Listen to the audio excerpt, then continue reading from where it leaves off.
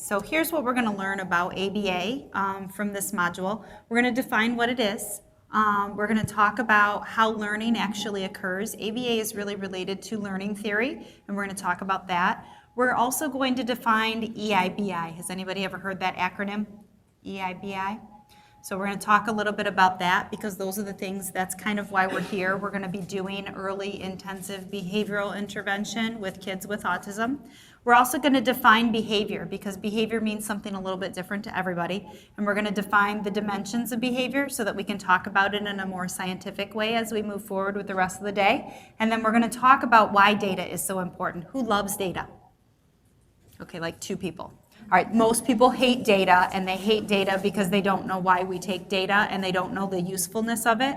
So we're going to talk about some of the reasons why data actually is useful. So those are the things that I'm hoping that you're going to learn from the next 45 minutes. So what is ABA? We've talked a little bit about this already. Real life application. So we did say that. We're not working on things that aren't important when we're doing ABA. We're working on real life things. We want to teach them. I've used the word functional a whole bunch of times already, and it's only 9:35. So functional things. We're going to work on things that they're going to use every single day. You don't want to spend some time teaching somebody who has deficits something that's not going to significantly impact their everyday life.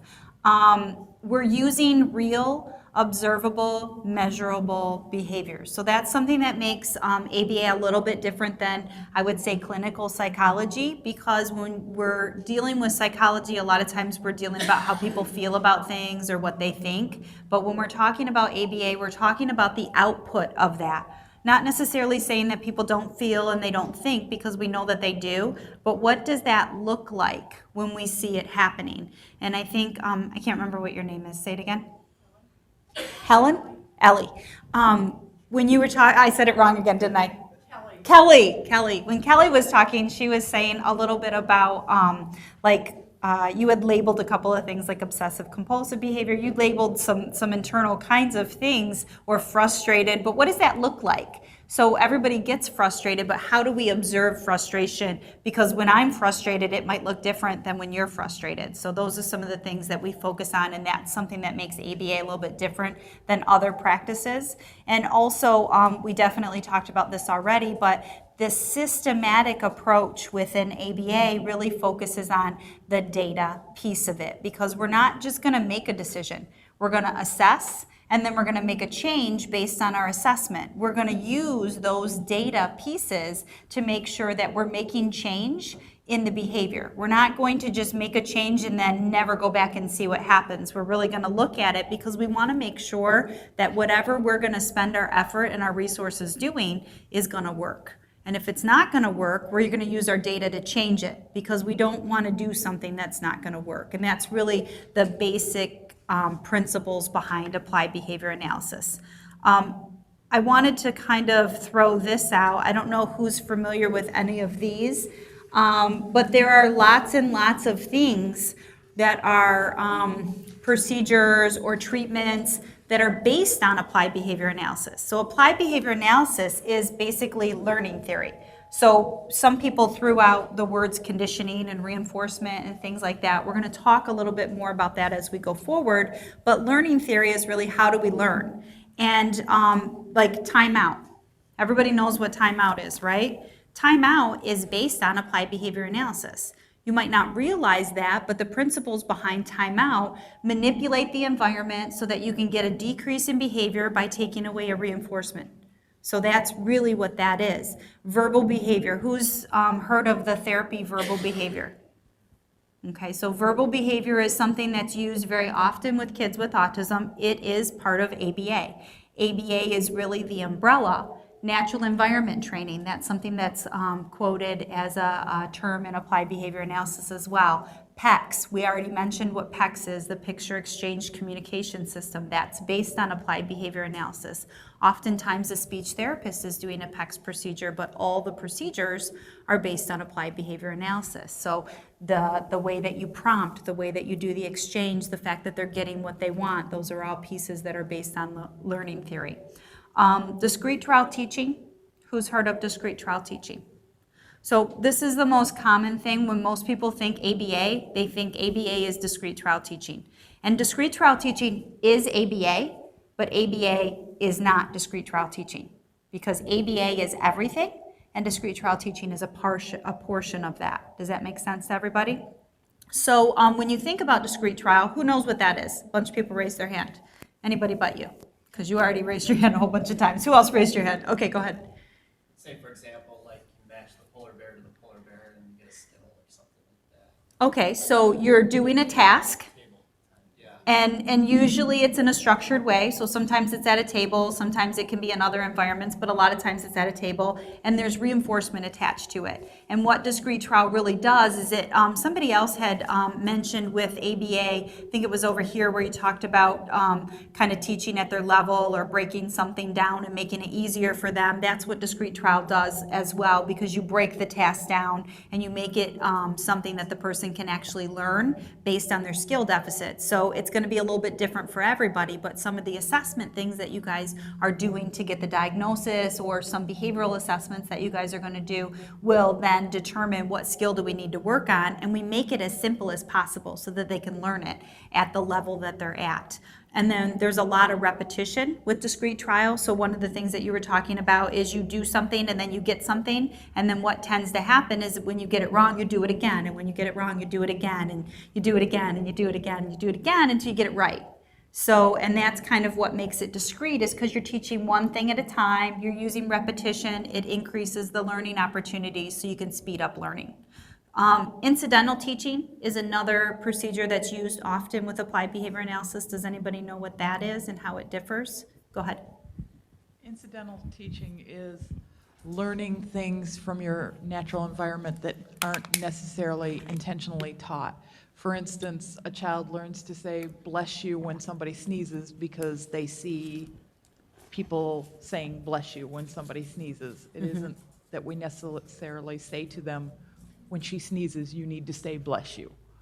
Okay, so I think you're talking about how the student learns. As far as incidental, there are procedures where we actually set things up to occur in the natural learning environment as well. So incidental teaching, we may have an instructional piece, but it happens as part of the activity, not necessarily a pullout. So we might still have goals for the child. We are still trying to focus on those, but you get less repetition with incidental teaching because you have one learning opportunity and then it kind of moves, but you might sometimes set up the situation. We tend to use these two things together. Unfortunately, I don't have enough time to talk about how wonderful these different procedures are and how they really differ from each other. That would be like a whole nother day. We look for a teachable moment where with discrete trial, it's more teacher-based, it's teacher-run, and you're kind of acting on the student with lots of repetition. And then I think people are pretty familiar with PACS already. Go ahead. I'm just trying to get a visualization of incidental teaching. Would that be like, I'm sorry, would that be like if you're walking, just taking someone for a walk or just a natural walk, and they come to a street light and you teach them to read the street light? It was incidental that you happened upon, oh, this street has a street light. It says go, go, stop, stop. Is that? So you can do it accidentally, or you can do it as a planned activity. So like, let's say you want to teach the child colors, okay? So you might say, all right, we're going to do Legos.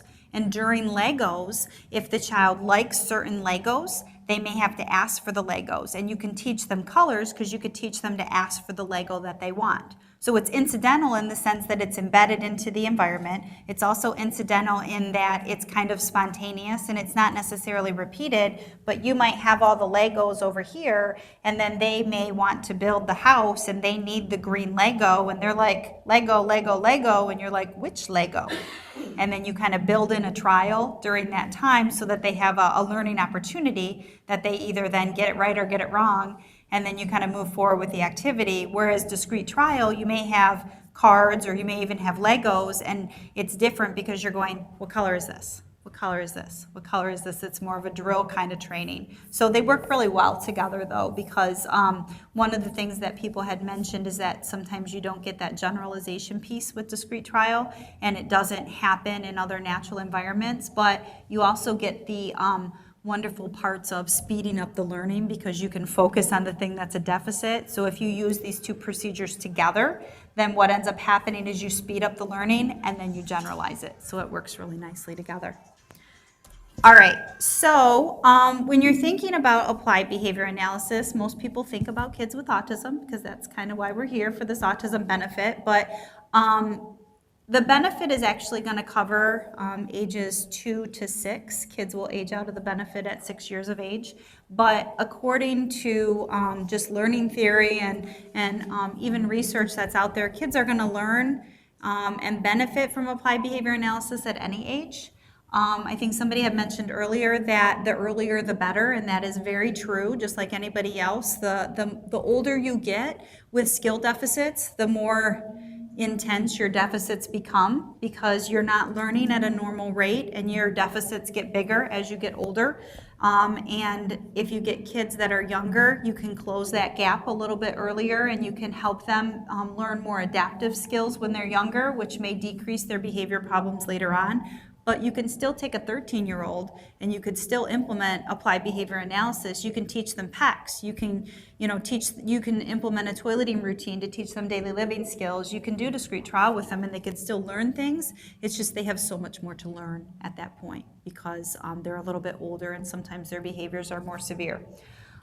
We do this with children with autism because there's research to support us doing it with kids with autism, and people focus on that research, and people have been sued over that research, which is why we're all here today, because there was a nice lawsuit that somebody, got somebody to cover something. But we do work with kids with a variety of diagnoses. We work with adults. You can use this for depression. You can use this for traumatic brain injury. You can use this for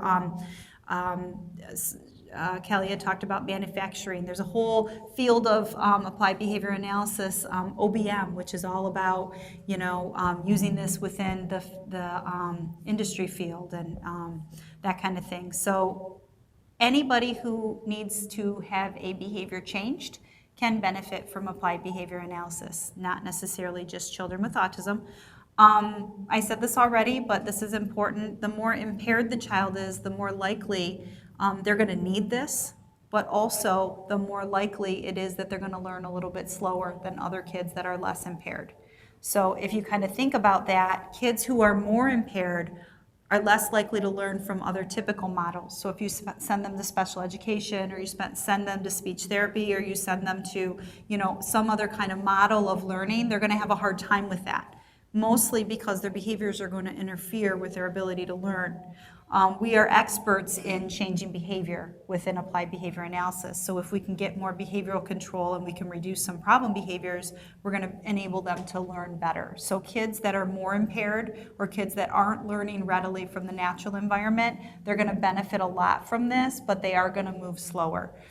Sometimes people want to only focus on the kids that are mostly more severely impaired, and they say that we should just do this with kids who are really impaired and not with kids that are higher functioning or kids who are less severely impaired. But they also benefit, and they benefit tremendously, because when you're doing this kind of therapy, you can teach them to talk or to have conversational skills or to play with their friends or to do all of those things much faster, because you're manipulating the environment that needs to be changed in order to teach them faster. So it happens both ways. If you're going to use this as a method of training or teaching, it's very helpful to have as much interaction with all of the people in the child's environment. So the teachers, the parents, the grandparents, whoever is going to come in contact with that child, if those people are also motivated to change their own behavior. Somebody said something earlier that we're changing the environment, and we're going to talk a lot about this, is when we are using applied behavior analysis, we're trying to change whose behavior? Ours. Because we are the ones that have control over our own behavior, right? We are the ones who then impact the child to motivate them to change their behavior. So we can't change the child's behavior. The only thing that we can do is we can change the things in the environment to make them want to change their behavior or want to make a different choice. So in order to do applied behavior analysis, we don't really do it to the child. We do it in conjunction with the child, but we do it by changing what we do and changing what the parents do and changing what the teacher does and changing all of those environmental effects. When people think about environment, it's not just the things in the environment, it's the people and what the people are doing, because those are parts of the reactions. So people who are motivated to change their own behavior are the ones that are going to be most successful at changing the child's behavior.